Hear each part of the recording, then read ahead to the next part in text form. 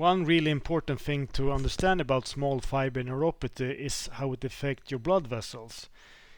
And it can also explain why many people with small fiber neuropathy develop exercise intolerance, so you can't lift weights anymore, and physical activity makes the symptoms dramatically worse. So symptoms can be uh, swollen veins, and especially arms and legs, and very painful veins can also be a symptom. And I have, for example, experienced very, pumped up veins which are really pressurized, and it's almost like you ask yourself, well, are they gonna burst or what?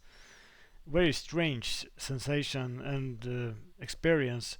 And muscles that feel, and not just feel, that are very hard and pumped, and this even weeks after you have done uh, the physical activity. And for me, I mostly experienced that in the forearms, uh, and a deep pain in muscle and limbs. So this can be symptoms of this. And I had a kind of a aha moment when I find this lecture by Dr. Louise Oaklander, which is a leading small fiber neuropathy researcher, where she talked about how small fiber neuropathy is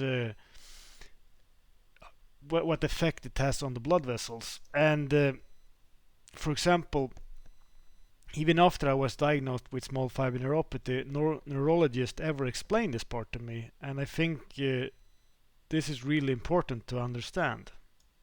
So, anyway, the two mechanisms that she talked about was one, the loss of nerve control over blood vessels, and I have borrowed this image from the lecture, and well, this is the best that I as a patient can understand her lecture. So, of course, keep in mind that I am not a doctor, so I may have got some things wrong here. But the way I understand it is that, normally the small nerve fibers, they help to control how much your blood vessel can constrict or dilate the blood depending on what your body needs. So it contracts the veins, or it let more blood flow, and when that happens, you have more swollen veins, right? So this help the body get the correct amount of oxygen to the muscles and help clear out waste products. But as you can see here, what this is, what they were showing with this in this research that she's referencing, is that for a normal person that don't have small fiber neuropathy, you can see the amount of small nerve fibers, which is this yellow light here. That is small nerve fibers. So this is a cross section over blood vessels, and this is for a person that has small fiber neuropathy. So you can see that there are much less small nerve fibers. So this shows that small nerve fibers control part of the function of the blood vessel. So when this don't so what happens is that you get like a chronicle swollen veins, and that create this regulation of how your body will be able to transport oxygen out to the muscle and away. You can say that this is like the local blood pressure in, for example, your arm or whatever. So if that is constantly like more open, you can think of it like a garden hose or something, then you will have problems, so to speak. And the mechanism number two she talked about is something called AV shunt dysfunction. And if I understand this correctly, this was a little bit more of a hypothesis. But anyway, the blood, if this AV shunt is opened up here, then the blood bypasses the capillaries, which is the area where oxygen is delivered into tissues and waste removal is cleared. So